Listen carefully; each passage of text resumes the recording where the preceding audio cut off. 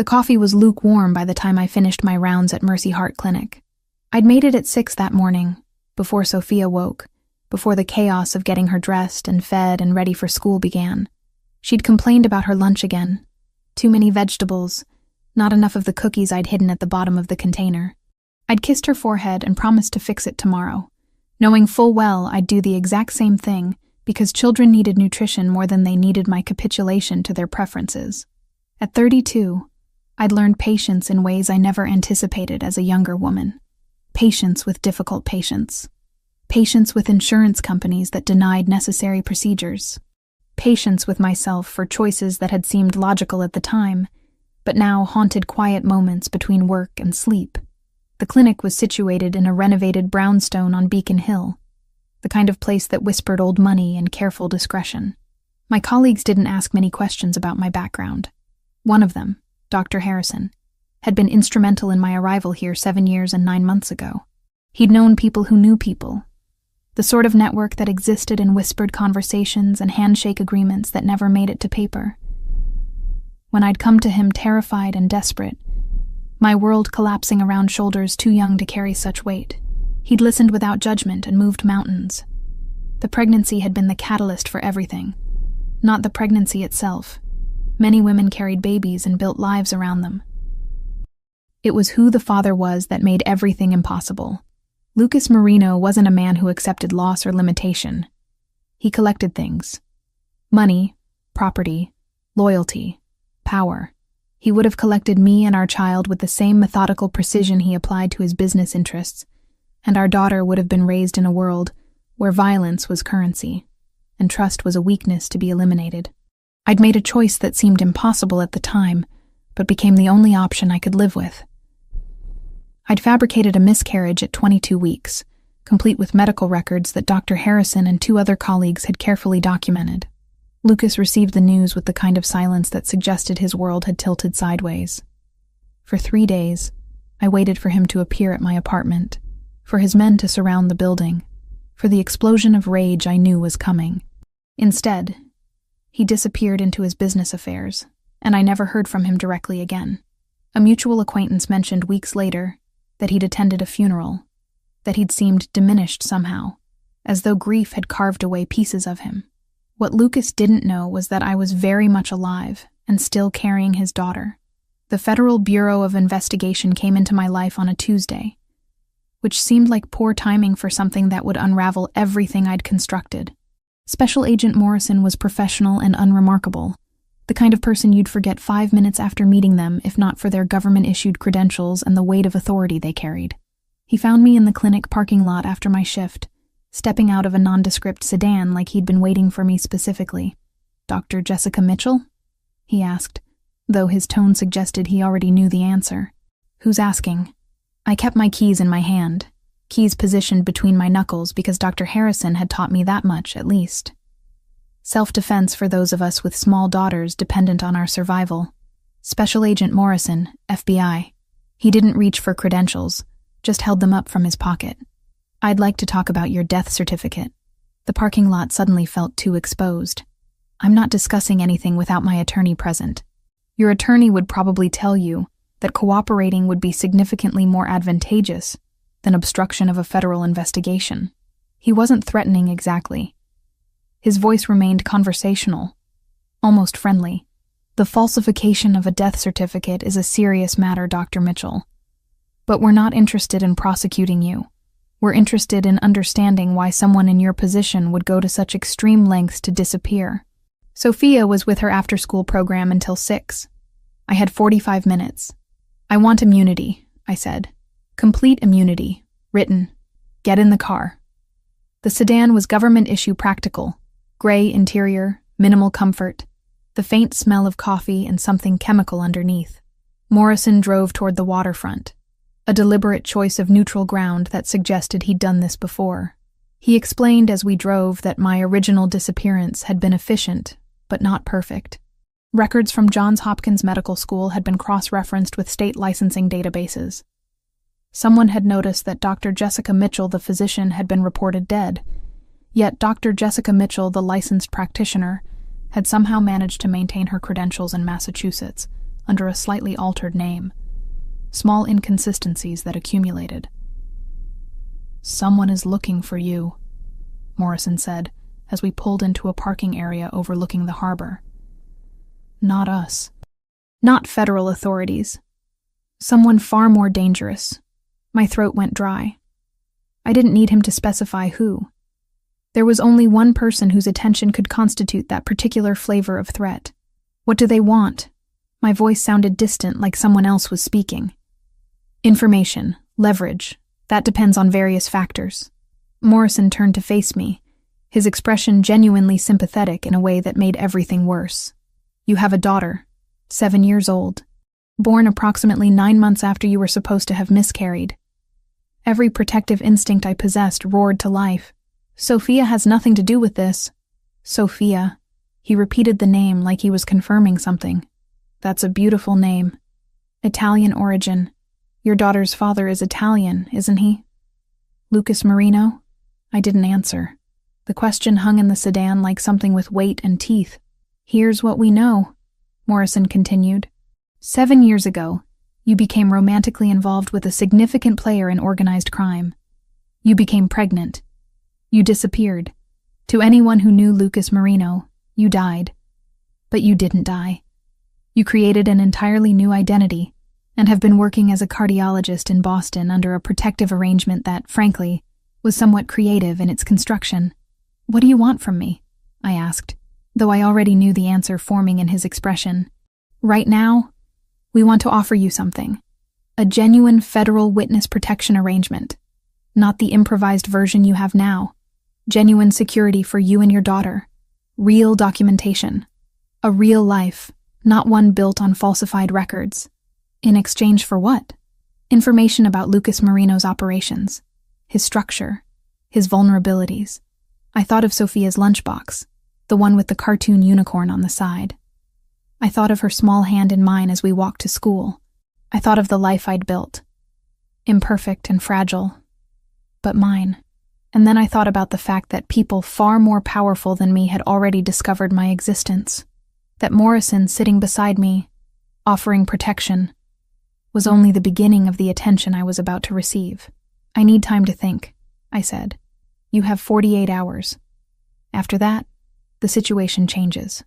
The phone call came during my lunch break, which felt intentionally cruel in its timing. I was sitting in the hospital cafeteria, pushing around a salad I had no appetite for, when the unknown number lit up my screen. I let it ring twice before answering, that old instinct telling me that hesitation mattered. "Dr. Mitchell?" A woman's voice, professional and measured. "My name is Attorney Patricia Summers. I represent several clients whose interests align with your current situation. We need to meet. I don't know what you're talking about. Special Agent Morrison contacted you yesterday. He offered federal protection in exchange for testimony. Before you commit to any arrangement with the Bureau, there are other parties who would like to present alternative options." A pause.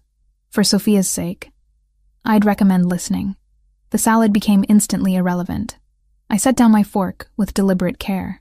"How do you know about my daughter?" "Because the people who employ me have been aware of her existence for some time. Unlike Agent Morrison, we're not interested in prosecution. We're interested in mutual survival." We arranged to meet at a coffee shop in Cambridge, neutral territory that felt absurdly ordinary given the circumstances. Patricia Summers was exactly what her voice suggested. A woman in her 60s wearing charcoal gray with silver jewelry, the kind of person who disappeared into crowds because nothing about her demanded attention. She ordered black coffee and waited until I was seated before she began. "Lucas Marino has been aware that he has a daughter for approximately 14 hours, she said without preamble. "This information came to him through sources within a rival organization called the Versiani family. They discovered Sophia's existence through surveillance of your clinic and cross-referencing of medical records. Their intention is not simply to inform Lucas.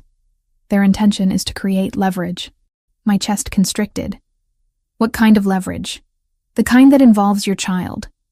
The Versiani family operates primarily through intimidation and control of assets. A 7-year-old girl connected to one of the most powerful men in the Northeast qualifies as both leverage and a potential weakness they can exploit.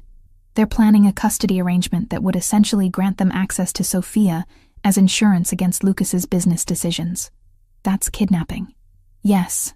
Also known as leverage in certain circles.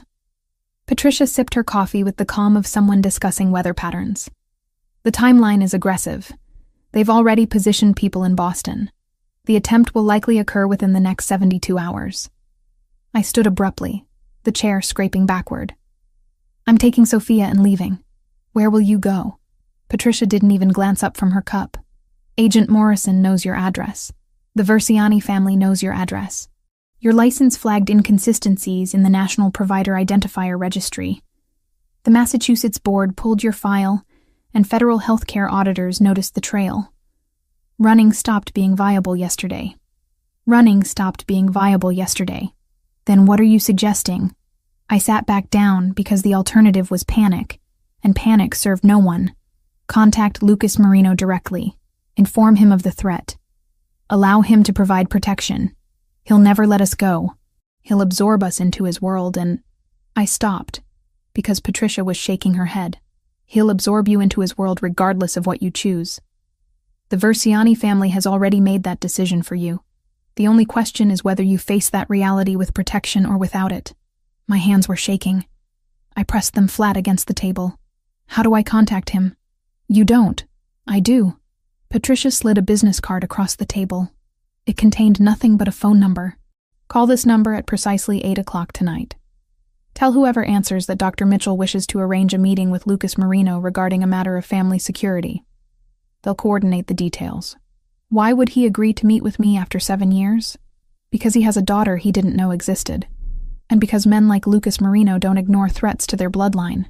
Because his entire organizational structure is now at risk from a rival family exploiting his weakness. Because you're offering him information about how deeply the Versiani family has infiltrated Boston. Patricia gathered her coffee cup and stood. And because whether he knows it or not, he's been looking for you since you disappeared. This is simply an opportunity for that search to end. After she left, I sat in the coffee shop for another hour, watching people move through their ordinary lives. A couple debated which pastry to purchase. A student worked on a laptop with the intensity of someone racing deadlines. An elderly man read a newspaper that probably contained articles about crime and politics, and all the violence that existed in spaces I'd successfully avoided. The call to Dr. Harrison came next, the man who had facilitated my disappearance and maintained cautious oversight ever since. He listened without interrupting, while I explained the convergence of threats and Attorney Summers's proposal. I'm sorry, he said when I finished. I thought the documentation would hold. I thought enough time had passed that... He stopped himself. You need to talk to Lucas. I'm terrified, I admitted, and the confession felt like stepping off a cliff. Of course you are, but Sophia is in danger either way. At least with Lucas, she has a father who can actually protect her. I'll handle things here. The clinic, your colleagues. If anyone asks questions, you're on an emergency family leave. Sophia was asking about the presentation I'd promised to help with for her school project when I picked her up that afternoon. She wanted to create something about marine biology, apparently inspired by a documentary she'd watched. She talked nonstop during the drive home, her small voice filling the car with enthusiasm about octopuses and their intelligence levels. I listened and responded at appropriate intervals while my mind fractured into different sections, each one occupied by distinct terrors. At exactly 8 o'clock, I called the number on Patricia's card. A man answered on the first ring, his voice carrying an accent that suggested Italian heritage. Is this the woman Lucas has been mourning? He asked, not bothering with pleasantries. This is Jessica Mitchell. I need to meet with Lucas Marino tonight. It concerns the safety of his daughter. A silence followed, the kind that stretched long enough to feel intentional. There is a location. I am sending you an address. The convoy left Boston a little after 9. Past Worcester, the night thinned into long ribbons of highway and rain. By 11:30 we were over the state line, the GPS tracing the Connecticut River Valley like a vein. The estate sat west of Hartford, close enough for supply lines, far enough to be no one's neighbor. 1 hour. Come alone. No phone. No weapons. If you carry documents, they'll be inspected at the door. The address corresponded to a warehouse district near the harbor, the kind of place that existed in the gaps between legitimate Boston and everything that moved through the darkness. I arranged for my neighbor to watch Sophia, told her it was a medical emergency, which technically was true in the most crucial sense. My daughter's entire future constituted emergency. I drove toward the warehouse with my hands steady on the wheel and my heart performing gymnastics against my ribs. The address led me to a converted shipping facility with industrial architecture and minimal signage.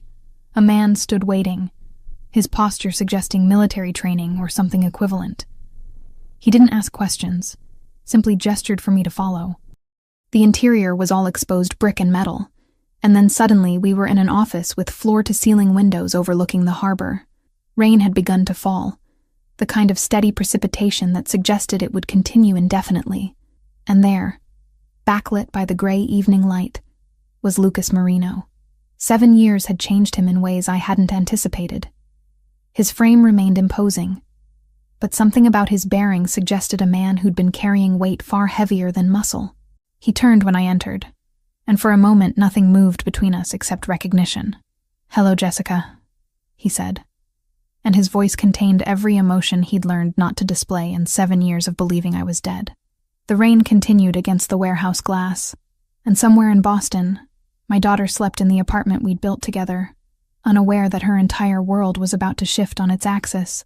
The silence stretched between us like something alive. Lucas stood motionless, his features carved from shadow and harbor light, processing what his eyes were telling him. 7 years of believing I was gone, and now I occupied space in his office like some impossible ghost made flesh. "You're alive," he said finally, and the words carried an inflection I couldn't categorize. Not question. Not quite statement either. "Yes." He turned away from the window, and the movement revealed the true cost of those 7 years. His frame was still imposing, still commanded attention, but the way he held himself suggested someone who'd learned to carry grief like it was structural. A scar I didn't recognize traced his right jawline, puckering down toward his neck. "The child is mine." Not a question. I pulled the documents from my satchel. Birth certificate, Sophia's medical records, photographs spanning 7 years. Each one a small rebellion against the life he would have insisted on. He studied them with the methodical precision of someone reading financial reports, and I watched him reconstruct the mathematics. 7 years and 9 months. The timeline aligned perfectly with the pregnancy he'd mourned, with the daughter he'd never known existed. "Her name is Sophia," I said. "She's 7 years old. She's intelligent and careful, and she plays violin badly but with genuine enthusiasm."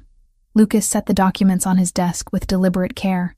When he looked up at me, his expression had shifted into something harder, more dangerous. "You disappeared from a hospital. You faked your death. You carried my child across state lines and hid her from me for 7 years. He paused, each word becoming a separate sentence. "And you want to tell me about her violin lessons? I want to tell you that she's safe. I want to explain why I made the choice I did. And I want you to listen before you decide what happens next." "I've already decided what happens next." He moved toward me, closing distance with predatory intention. "You're going to tell me everything. Where she is, how you arranged the documentation, who helped you. The Versiani family is planning to take her." I spoke without inflection, stating fact as though his fury hadn't just filled the room like something physical. "They discovered her existence 2 days ago through surveillance of my clinic. They've already positioned people in Boston. They want leverage against you. And Sophia qualifies as both an asset and your weakness." Something flickered across his face. Not fear exactly, but the recognition of a threat to his control. His jaw tightened, and I watched him recalibrate his priorities. "How do you know this?" he demanded. "Because a lawyer named Patricia Summers contacted me and explained the situation with more precision than I would have preferred. Because 3 separate parties are now interested in my daughter's location and my cooperation. Because hiding stopped being viable the moment the FBI started investigating the falsification of my death certificate." Lucas moved to the windows, his silhouette cutting stark against the rain-streaked glass. Boston sprawled below us, all lights and movement, and somewhere in that city was my daughter sleeping in blissful ignorance of the forces converging toward her. "Tell me what they want," he said. I explained the Versiani family's strategy: custody arrangement that would grant them access, insurance against his business decisions, the timeline that suggested they would move within 72 hours. I provided details about the surveillance patterns Patricia had mentioned, the specific locations where Versiani operatives had been positioned. I offered information that wouldn't exist in his intelligence network yet, because it came from sources operating outside traditional crime family channels. The FBI is also involved, I added. Special Agent Morrison approached me about entering witness protection. They want testimony regarding the organized crime connections you've built, but they're secondary to the immediate threat. The Versiani family moves first. Lucas turned from the window and his expression had transformed into something colder than anger. You came here because you need protection. I came here because she needs protection. Because I've exhausted every other option. Because no matter what I choose, Sophia's world has already changed. I met his gaze directly. The FBI will find her eventually. The Versiani family plans to find her in 72 hours. Running with her accomplishes nothing except delaying the inevitable. He nodded, a single gesture laden with consequences. She'll come here tonight. Both of you. I won't allow her to be absorbed into your world as though she's simply another acquisition. She's my daughter. She's already part of my world. His tone suggested he was stating biological fact rather than negotiating. The only question is whether her existence becomes an actual liability, or whether I ensure she becomes untouchable. That's not how this works. You don't get to dictate the terms of this arrangement. His voice dropped, and the danger in it became absolute. You had 7 years to make decisions. That period has concluded. Now I make the decisions. 1 call every Sunday, 30 minutes, he said. No recording, no tracing. If we can't trust the boundary, we change the boundary. Before I could respond, his phone buzzed. He checked it with practiced efficiency, and whatever the message contained shifted his entire demeanor. He made 3 rapid calls, speaking in Italian to people who apparently operated in his immediate orbit. Resources were diverted, locations were secured, personnel were mobilized toward Boston with the efficiency of someone who'd anticipated exactly this scenario. Your daughter requires protection tonight, he said when he finished. My men will be in Boston within 4 hours. You will arrange for Sophia to be removed from her current location. You will bring her to the coordinates I'm about to send you. Lucas, you came to me for protection. You're receiving it. He moved toward his desk and began typing on a laptop with sharp, precise movements. The Versiani family will discover that the resources they've positioned in Boston have become liabilities. Agent Morrison will receive information about his investigation that will cause the FBI to redirect their immediate attention. Your colleagues at the clinic will receive visits from people who will explain that they need to stop cooperating with federal authorities. What are you doing? Eliminating the threats, consolidating control, operating within my capacity as a man with sufficient resources to protect what belongs to him. He turned to face me. Your daughter belongs to me now. That means she's protected in ways you couldn't accomplish alone. That also means certain choices are no longer yours to make. She's my daughter, too. Yes. Which is why you're still alive. He moved closer, and I forced myself not to retreat, despite every survival instinct screaming at me to do so. You had one job when you disappeared. Keep my child safe. You failed that job the moment you allowed the Versiani family to discover her existence.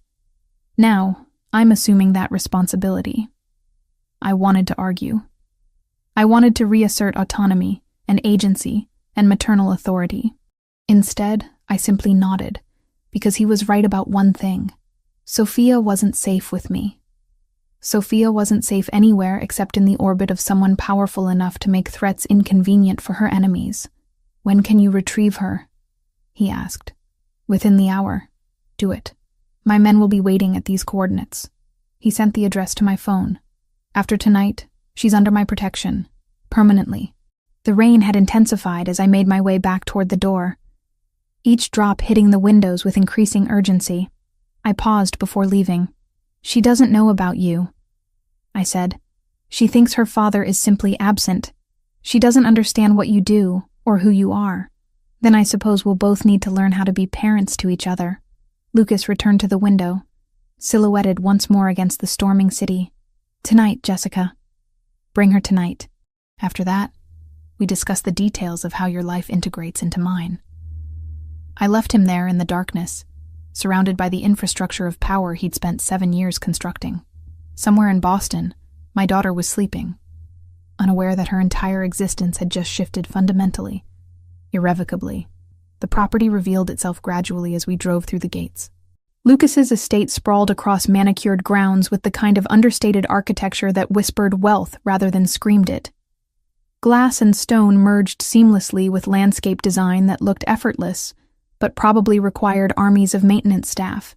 Sophia pressed her face against the car window, her earlier anxiety transforming into curiosity as we descended the private driveway. "Mommy, whose house is this?" she asked, and the innocence in her voice made my chest constrict. "Someone who can help keep us safe," I answered, which was technically accurate even if it failed to capture the complexity of what was actually happening. Lucas waited on the front steps, and I watched him take in Sophia for the first time. She was small for 7, with brown curls that never stayed in the style I attempted, and eyes that held his exact shade of dark. Recognition flickered across his face. Not the shock I'd witnessed in the warehouse office, but something deeper. Ownership. Possession. The understanding that this small human carried his genetic material and would now exist in his orbit indefinitely. "Sophia, this is Lucas," I said carefully. "He's going to help us stay safe for a while." She studied him with the unfiltered assessment children performed without social filters. "Are you a doctor like Mommy?" "No," Lucas said, and something in his tone suggested he was choosing his words with deliberate care. "I handle problems. I make sure people are protected. That's like what Mommy does." Sophia seemed satisfied with this explanation, but with different problems. Lucas inclined his head slightly. "Exactly." The interior of the house unfolded in layers of carefully curated luxury. A woman in her 60s emerged from the kitchen, her posture suggesting military precision, and her expression indicating she'd managed far more complex situations than harboring a 7-year-old and her protective mother.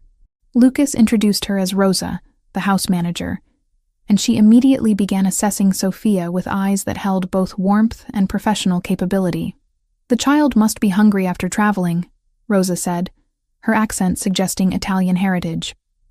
"I have prepared simple food, nothing complicated for young stomachs." "Sophia," Lucas directed, and his tone carried absolute authority, "go with Rosa. She'll show you to your rooms and ensure you're comfortable." I moved to follow, but Lucas caught my arm with surprising gentleness. "We need to discuss terms." The study was lined with books that suggested serious reading rather than decorative collection. Floor-to-ceiling windows overlooked the grounds, and Lucas positioned himself behind an imposing desk with the practiced ease of someone accustomed to operating from positions of power. "Sophia remains here," he stated, "under constant protection.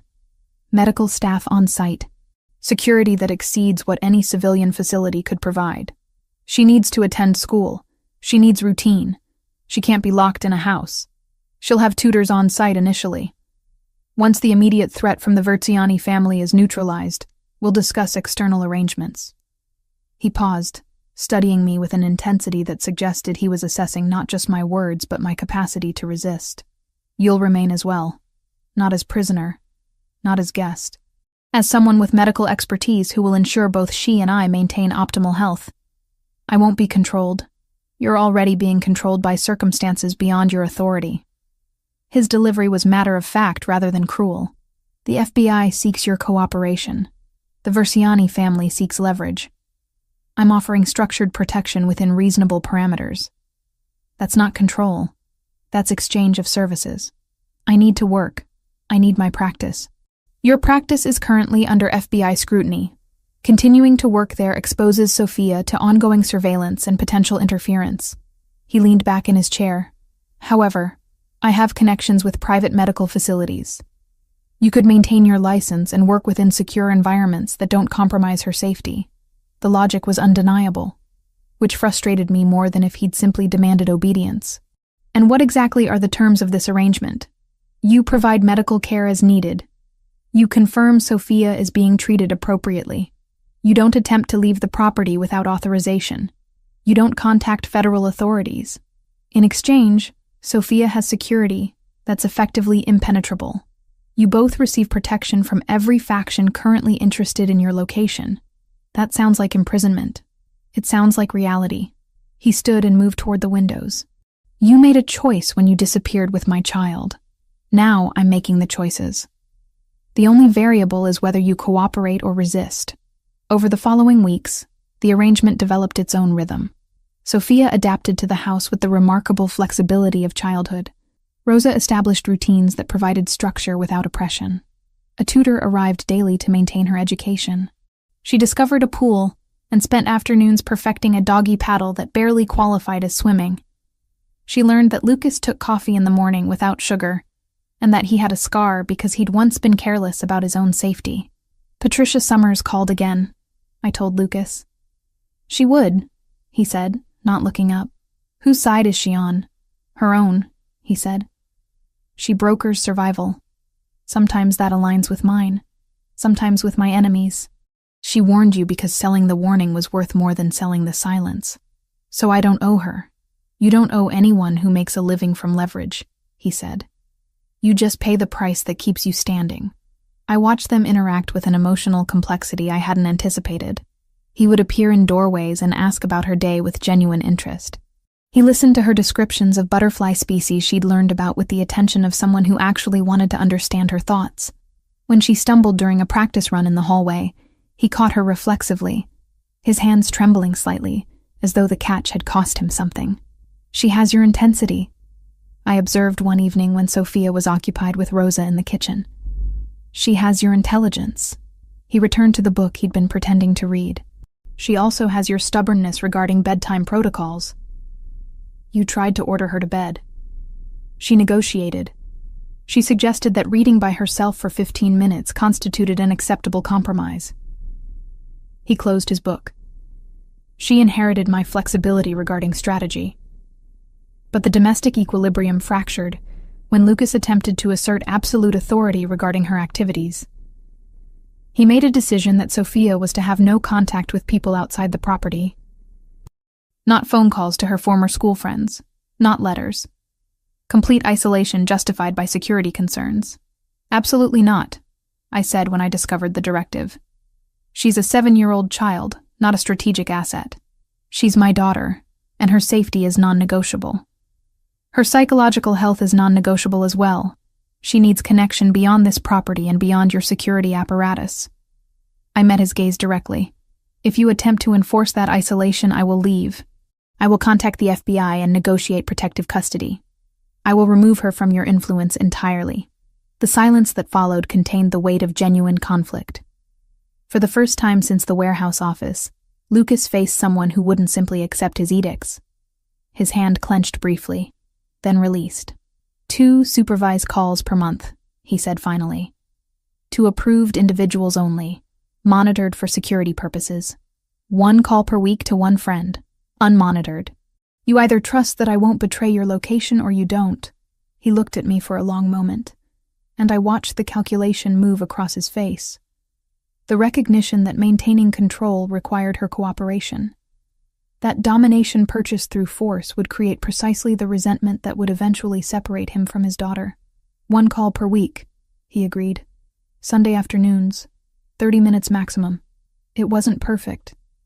It wasn't the freedom she deserved. But it was a negotiation, which meant something fundamental had shifted. He'd accepted that parenting involved compromise, and that his daughter's autonomy required respecting boundaries he couldn't simply override. Rosa found me later in the library, where I was pretending to read while actually processing the exchange. He's learning, she said quietly. Slowly. But he's learning that love requires surrender of control. It takes men like him longer to understand this. The attack came on a Wednesday afternoon when everything felt deceptively normal. Sophia was in the pool with Rosa supervising, her laughter echoing across the grounds as she practiced floating on her back. I was in the library reviewing medical journals when Lucas entered with an expression that transformed his entire demeanor into something primal and dangerous. We have a breach, he said without preamble. 2 operatives attempting to bypass the eastern perimeter. I stood immediately. Sophia is secure, Rosa's moving her inside now. He was already moving toward the doors, speaking into an earpiece in rapid Italian. Stay here. Lock this door. Do not open it regardless of what you hear. I locked the library door as instructed, but remaining stationary felt impossible. Through the windows, I could see movement on the property. Guards repositioning, vehicles emerging from garage areas I hadn't known existed. The peaceful estate transformed into something militarized within seconds. The first gunshot shattered the illusion of safety I'd begun cultivating. Then another. My medical training kicked in despite my panic. Gunshots meant injuries. Injuries meant hemorrhage, shock, trauma that required immediate intervention. I ignored Lucas's instruction and moved toward the hallway just as chaos erupted. A guard stumbled past, blood streaming down his arm where a bullet had torn through the bicep. He was going into shock, his breathing becoming shallow and rapid. Without hesitation, I grabbed his uninjured arm and pulled him into the first aid station I knew was located near the kitchen. Rosa had shown me the location weeks ago, a fully stocked medical room designed for exactly these scenarios. Sit down, now, I commanded, and the authority in my voice overrode his attempt to continue toward Lucas. I worked quickly, assessing the wound. The bullet had entered cleanly, but the exit wound was catastrophic, bleeding heavily. I applied direct pressure with sterile gauze while ripping open an IV kit with my teeth. The guard, Marco, I heard someone shout his name, was pale and shaking. I'd done a trauma year before cardiology. Knife wounds at 3 a.m., gunshots that argued with statistics. The protocols lived in my hands even when adrenaline tried to steal them. You're going into hypovolemic shock, I explained while working. I need to get fluids into you. This is going to hurt. The boss needs me. Marco attempted to move. The boss needs his people alive. Stop moving. I secured the IV line and started saline running at maximum rate. The bleeding was slowing but not stopping. I needed to get him to a proper hospital, but first I had to stabilize him enough to survive transport. Pressure dressing, antibiotics, pain management. My hands moved through protocols I'd performed hundreds of times, except those times had never involved armed intruders and property security measures. Through the aid station window, I watched guards move with tactical precision toward the eastern side of the property. Lucas appeared for a moment, and even from this distance, I could see the lethal focus on his face.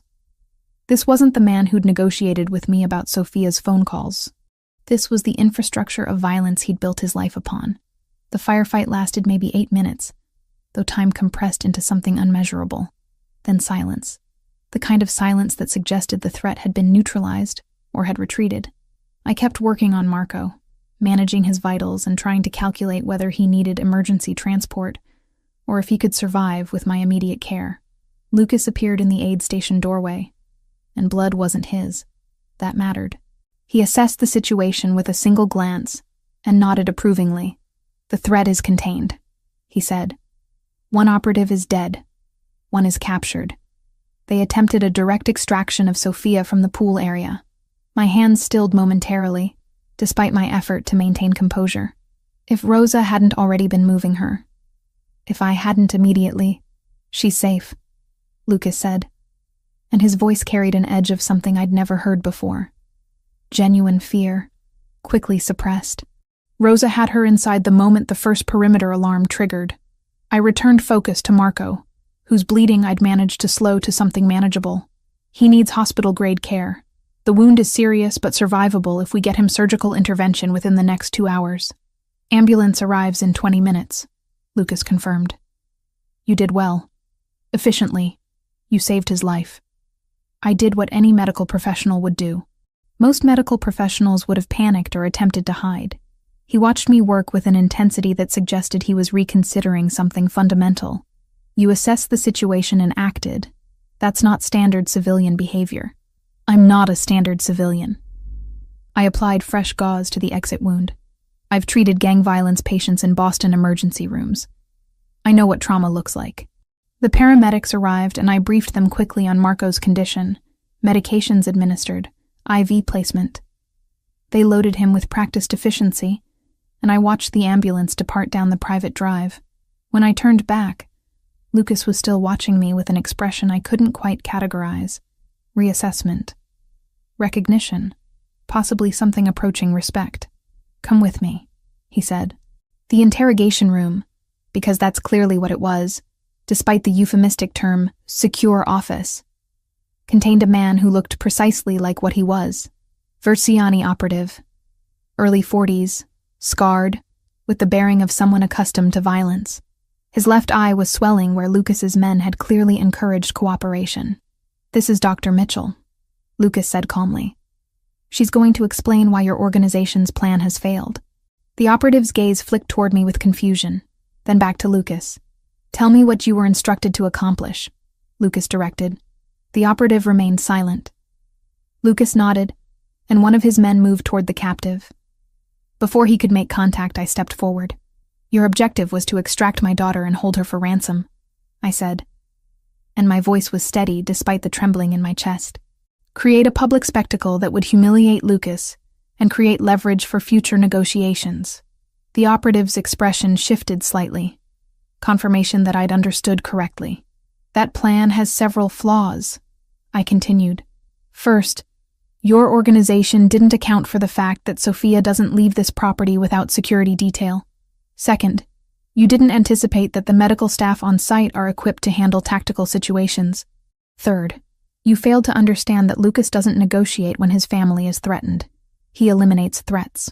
"Very impressive," the operative said, his voice carrying an accent that suggested Eastern European origins. "The little girl's mother. How touching." Lucas moved with sudden violence, slamming the operative's head against the table. Blood streamed from the man's nose. "You attempted to take my child," Lucas said quietly. "You threatened her physical safety.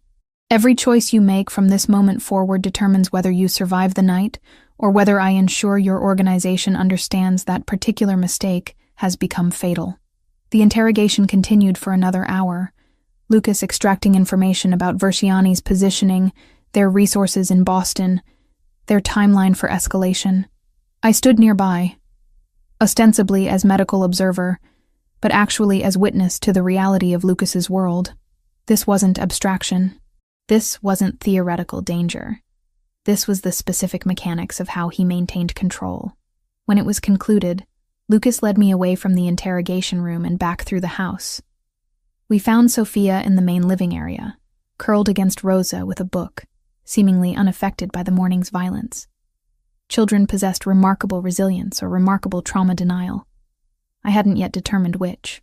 "She's safe," Rosa assured me. She heard nothing, saw nothing. But I saw the way Lucas looked at his daughter, the recognition of how close he'd come to losing her, the acknowledgement that my original fear, that Sophia would be absorbed into his criminal world as merely another asset, had been naive. She wasn't just an asset. She was his daughter, and that meant something to him that transcended business calculations. Later that evening, Lucas found me in the library. The property had returned to its normal security protocols, though enhanced now. Additional cameras, patrol patterns modified, contingency plans clearly activated. "Thank you," he said simply. "For what?" "For saving Marco. For remaining clear-headed during the attack. For understanding the threat and responding appropriately." He paused. "And for confirming something I needed to understand." "What?" "That you're not simply a beautiful woman who happened to carry my child. You're capable, intelligent, brave in ways that matter." He moved closer. "I've spent 7 years believing I wanted you back. Now I'm recognizing that what I actually want is someone who can stand beside me in this world, someone who understands it without requiring protection from its realities. I should have felt manipulated, should have recognized this as a calculation designed to make me more compliant. Instead, I felt seen in a way that terrified and exhilarated me simultaneously. He wasn't asking me to be less. He was acknowledging that I'd become more. 6 weeks became 2 months, and the rhythm of the estate settled into something resembling normal. Sophia stopped asking when we could leave. She stopped counting days on the calendar Rosa had provided. Instead, she began asking when Lucas would return from his meetings, whether he preferred tea or coffee, if he'd watched the documentary about dolphins she'd seen last week. The transformation from temporary refuge to permanent residence happened gradually. Then suddenly, with the weight of inevitability behind it, I watched them together during breakfast one morning. Sophia was describing her tutoring session with meticulous detail, explaining how she'd finally understood the concept of fractions by using chocolate divided into squares. Lucas listened with focused attention, asking questions that demonstrated genuine interest rather than obligatory engagement. His scarred jaw softened when she laughed at her own explanation of how she'd almost eaten the learning materials. "You're good with her," I said later, finding him in the study reviewing documents. "She's easy to love," he replied, without looking up. "She has your intelligence and your ability to find humor in complications." It was the first time he'd voluntarily connected me to something positive about Sophia. The acknowledgement felt significant. "We should discuss what happened," I said, and he finally met my gaze. 7 years ago. Why I did what I did. Why I never contacted you. He set down his pen with deliberate care. "Sit down, Jessica." I expected anger. I anticipated defensive justifications for his world and his choices. Instead, he simply waited while I arranged myself in the chair across from his desk. "I was terrified," I began, and the admission felt like stepping off a ledge. "When I realized I was pregnant, everything I understood about you crystallized into something impossible. You operated in an environment where violence was operational strategy, where loyalty was purchased through fear or obligation, where family members were viewed as leverage. I couldn't bring a child into that reality, so you created a fiction instead." His voice held no accusation, just observation. "I created an alternative." I held his gaze. "Yes, it was built on lies. But it was built on the principle that Sophia deserved a childhood unburdened by your world. She deserved safety that wasn't predicated on her value as leverage." "And did you find that safety?" he asked quietly. "In Boston, alone, raising her with fabricated documentation and constant vigilance against discovery." "No," I admitted, "which is precisely why I'm here. Because your world, terrifying as it is, apparently provides what I couldn't build alone." He stood and moved to the windows, his silhouette becoming familiar in a way that unsettled me. 7 years of absence had created distance that his physical presence hadn't actually bridged. "When you disappeared, I lost something I didn't realize mattered that much," he said without turning. "Not just you. Not just the child I didn't know existed. I lost something fundamental about how I understood myself. I spent 7 years becoming harder, colder, more willing to employ violence as solution. Your absence created space for those parts of me to expand unchecked. That's not my responsibility. I'm not assigning responsibility." He finally turned. "I'm offering explanation. The brutality I'm known for now, the ruthlessness that causes other families to avoid direct conflict with mine, that evolved in the years after you died, or at least after I believed you'd died. You could have chosen differently." "Yes, I could have. Instead, I chose to make certain that anyone who threatened my territory understood the cost of that threat. I became the monster everyone needed me to be, because I was grieving someone I couldn't acknowledge losing." He moved closer. "Do you understand what that means? That you blame me for your choices. That I'm explaining why your choice to disappear had consequences you couldn't have anticipated. That your absence shaped not just my life, but the lives of every person who's encountered my organization. That I need you to understand the weight of what you set in motion." The accusation hung between us like something with substance. I wanted to defend my choice. I wanted to explain that self-preservation required distance from his world. Instead, I sat with the reality that both of us had made decisions that rippled outward in ways neither could have controlled. "I'm sorry," I said finally, "for the impact of my choice. I'm not sorry for making it, because Sophia needed protection from a reality she wasn't born to inhabit. But I understand now that my actions created consequences I didn't authorize." He sat back down, studying me with an intensity that suggested reassessment. "I've spent 7 years believing I wanted you back, because I loved you. Now I'm recognizing that what I actually wanted was to undo the loss, to reclaim something I'd decided was mine. And now I understand that you're not something I reclaim. You're someone I either partner with or lose completely. There's no middle ground available to us." He opened a drawer and withdrew documents. "These are updated identification papers. Completely legitimate. These are updated identification papers. Legitimate. The case against you is closed. A consent agreement with the U.S. Attorney's Office and the State Board restores your legal identity without admitting wrongdoing. No aliases. No program handlers. Your life, on paper, is clean. Should you choose to leave, you have the option. Sophia can remain here under my guardianship, or you can both depart. The choice belongs entirely to you. Morrison didn't call. He sent a letter, typed, unsigned, the kind that lives in filing cabinets and never warms to fingerprints. We appreciate your cooperation to date. I read it twice. I hadn't cooperated, not formally. Maybe the system had decided it wanted one less loose thread. Or maybe one man with a badge had decided a mother and a child weren't the place to draw a hard line. I stared at the papers without touching them. Why are you offering this? Because love, apparently, requires offering freedom even when you'd prefer to impose constraints. His voice carried something that might have been bitterness, or might have been acceptance. Because keeping someone through force is simply imprisonment, and I won't do that to you. Because you deserve the autonomy to choose your life, rather than having it decided through my authority. The weight of what he was offering felt catastrophic. Genuine choice, actual freedom. The knowledge that staying wouldn't be compliance but decision. What happens if I stay? I asked. Then we build something that's not based on loss or possession. Something constructed between two people who understand each other's capacity for survival and strategic thinking. Whether that includes romantic involvement remains to be determined by both of us. But it would be built on foundation of mutual respect rather than my domination. I picked up the documents and set them aside unopened. I need time to process this. You have all the time you need, he said, and meant it. That night, I watched Sophia sleep in the room that had become genuinely hers. Her violin sat in the corner, her school materials organized on the desk, her possessions accumulated into the artifacts of belonging. The question wasn't whether I could build a life here.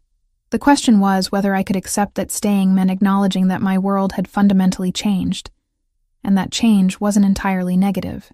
The evening Sophia asked me directly when we were leaving was the moment I understood that staying had already become my choice, whether I'd consciously made it or not. We were in her room after dinner, and she was arranging her violin on its stand with careful precision. The instrument had arrived 2 weeks earlier, a quality upgrade from the student model she'd been learning on in Boston. Lucas had ordered it without consulting me, which should have irritated me, but instead felt like acknowledgement that she would remain long enough to require advancement. We're not leaving, are we? Sophia asked without looking at me. The question deserved honesty. Do you want to? She finally turned, and her expression carried a maturity that 7 years old shouldn't possess. I like it here. I like Rosa. I like that Lucas asks about my lessons. I like that I don't have to be quiet anymore. In Boston, she'd learned early that visibility attracted complications. She'd learned to move through the world carefully, to avoid drawing attention, to keep herself small. Here, in this fortress, she'd expanded into her natural personality. The irony wasn't lost on me. After she slept, I found myself standing at the windows of Lucas's study, watching the grounds settle into nighttime darkness. The property had become familiar in ways that spoke to permanence. I knew which hallways creaked. I knew that Rosa took her evening tea in the kitchen around 9. I knew that Lucas reviewed documents in his office until nearly midnight. His concentration absolute. Knowledge that accumulated into belonging. The attack at the pool 3 weeks ago still existed in my peripheral awareness. The recognition that Sophia had been vulnerable, not because of my failure, but because no single person's protection could be comprehensive against organized forces. Lucas's security had proven superior not through any superiority I could have provided, but through infrastructure and resources that only someone in his position commanded. I was terrified. The acknowledgement felt like stepping off a ledge. Not of Lucas or his world, though those warranted fear. I was terrified of the reality that I'd spent 7 years believing I could protect Sophia through isolation, and that belief had been systematically dismantled. The Versiani family would still operate after I left if I left. The FBI would still investigate. The only difference would be that Sophia faced those threats without the protection Lucas had already proven capable of providing. He found me at the windows without my having heard him enter. That had become typical. His movement through space contained the silence of someone trained in violence. "You've been quiet for 3 days," he said. "I've been thinking. About leaving." It wasn't a question. About whether I'm using that as escape, or whether I'm actually contemplating it. He moved to stand beside me, maintaining distance that felt respectful. "And which is it?" "I realized something after the pool incident," I said. "I realized that my mythology about independence was precisely that. Mythology. The belief that I could build something sustainable for Sophia through isolation. But isolation doesn't create safety. It creates vulnerability disguised as autonomy. That's not a revelation," he said quietly. "That's acceptance of reality. The distinction matters." I finally turned to face him. "I came here because I had no alternative. I stayed because you offered protection. But if I'm committing to this, to remaining, to building something with you, it has to be through choice that's actually informed. Not desperation, repackaged as decision. Meaning I need to understand what I'm choosing. Not just Sophia's security, though that matters. What does partnership look like with someone like you? What does it demand from me?" He was quiet for a long moment, and I watched him construct his response with the precision he applied to everything. "7 years ago, you made a choice that I didn't understand," he began. "You carried my daughter away from me. You built a life specifically designed to exclude me. I was angry about that. Furious, actually. But I've had time to recognize something about that anger." He paused. "I was angry because you'd made a choice that I couldn't control.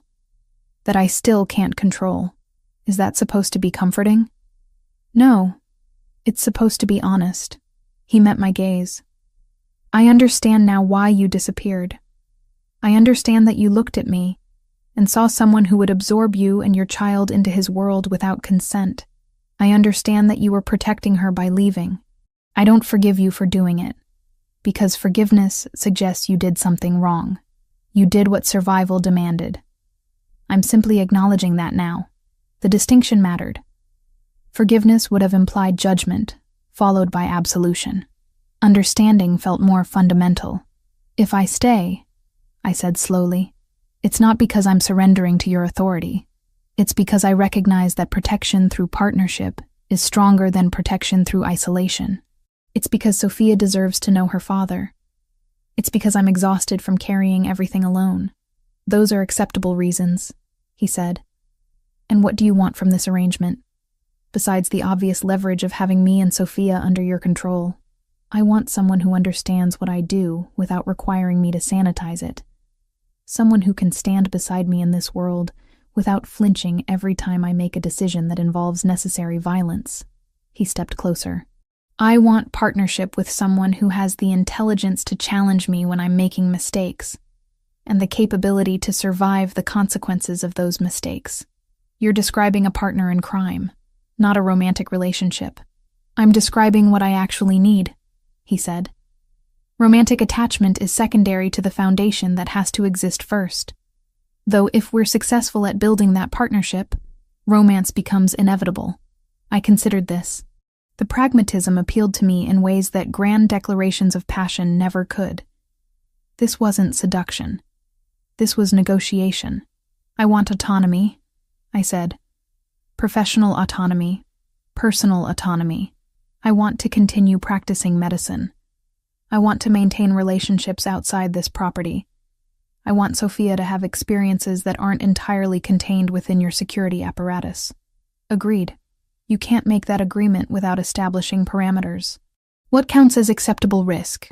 What relationships are permitted? What constitutes sufficient security? Those are details we establish together, he said.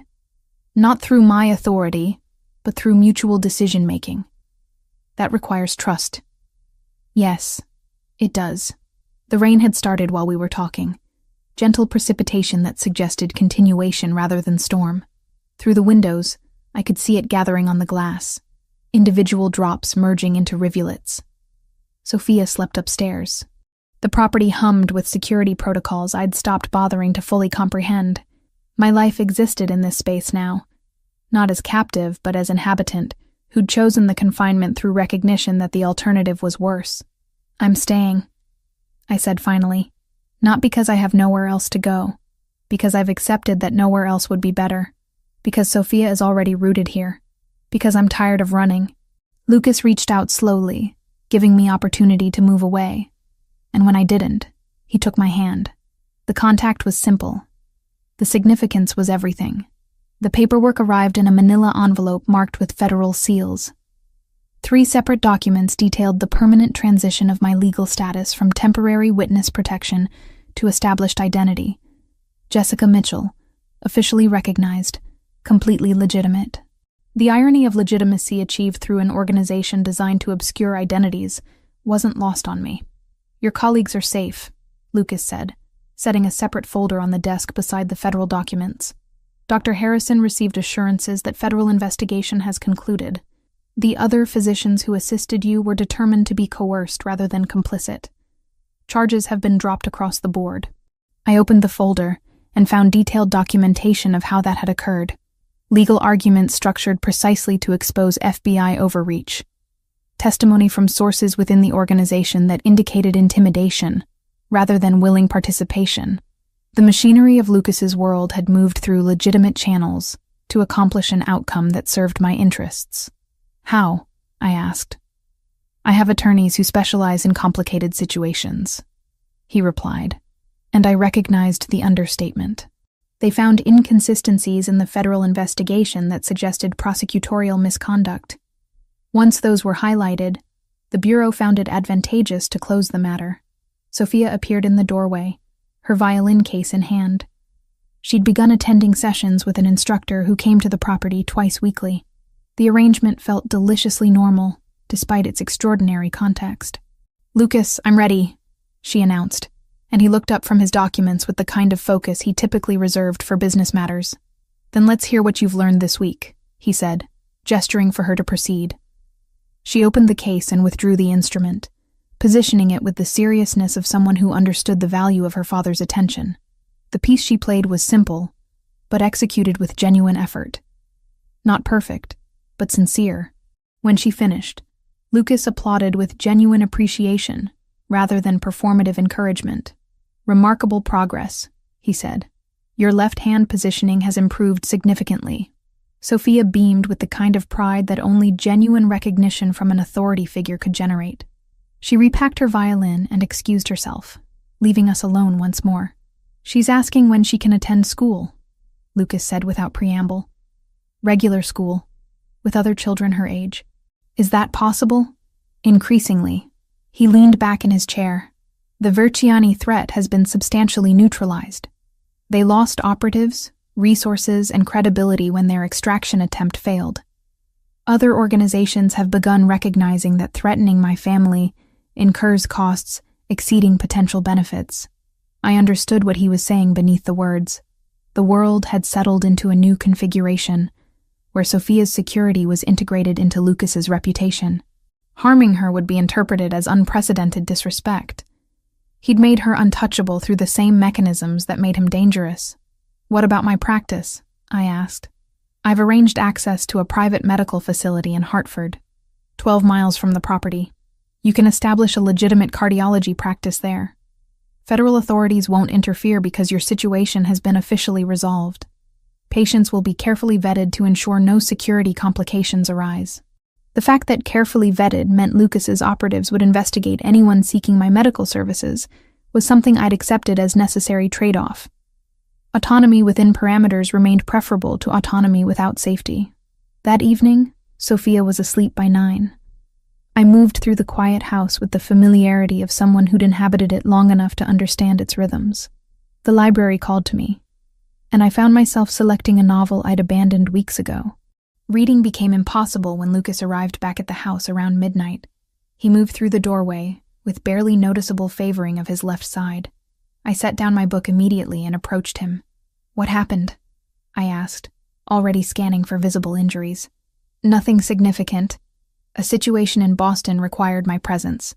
A rival family attempted to re-establish presence in our territory." The discussion became somewhat physical. I lifted his shirt, revealing fresh bruising along his ribs. No cuts, no bleeding, but the kind of damage that suggested genuine confrontation rather than minor disagreement. "Sit," I commanded, and he complied without resistance. I retrieved the medical kit I'd begun keeping in the library's lower cabinet. Examination revealed no fractured ribs, but significant bruising. I applied pressure with practiced efficiency, documenting the injury in my mental catalog of his various scars and marks.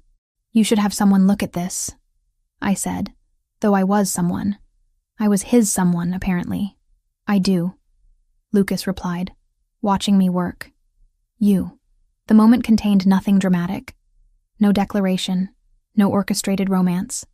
Simply the recognition that I'd become someone he trusted with his vulnerability, that I'd accepted a role that transcended the categories I'd originally attempted to maintain. "This is becoming a pattern," I observed, applying topical medication to the worst of the bruising. "I'm aware," he said. "Consider it evidence that our partnership is constructing itself through practical necessity rather than theoretical agreement." Sophia arrived in the study doorway, half asleep, seeking water before fully settling into sleep. She took in the scene without alarm, apparently having absorbed the reality that her father's world involved occasional physical complications. "Lucas got hurt again," she said to me, not as accusation but as statement of fact she'd internalized. "Nothing serious," I assured her. "Go back to bed. I'm taking care of it." She accepted this explanation and wandered back toward her room, and I continued my work on Lucas's ribs while moonlight filtered through the windows. The light was gentle rather than dramatic, silver rather than golden, illuminating the ordinary domesticity of a woman treating her partner's injuries while their daughter slept upstairs. This was life now. Complicated, dangerous in ways I couldn't fully control, structured around a man whose profession would never become respectable, but it was also stable. Sophia had a father who loved her intelligently. I had professional autonomy and genuine security. We existed in a configuration that wasn't the life I'd originally envisioned, but had become the life I'd consciously chosen. "Thank you," Lucas said, as I secured the final bandage. The gratitude encompassed more than medical attention. I didn't respond with words. Instead, I allowed my hand to rest on his chest for a moment longer than clinical necessity required. The contact meant everything. We'd constructed something between us that defied simple categorization.